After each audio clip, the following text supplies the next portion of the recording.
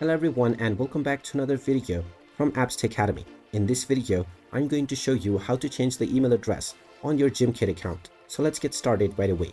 First of all, open up your web browser and then in the address bar, type in gimkit.com and press enter.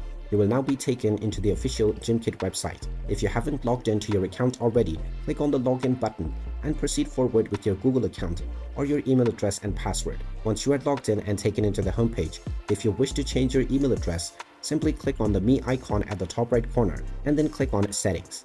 From the Settings page, you will see your email section. Go ahead and tap on the email box, and now you will be asked to enter your desired new email address. Just type in whichever email address you would like to change into and click on Continue.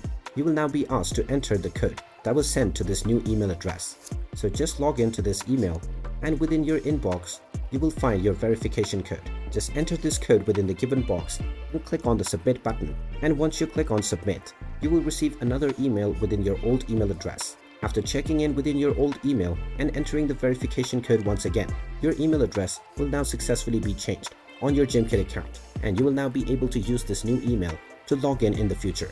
And there you have it. That is how easy it is to change your email address on your Gimkit account.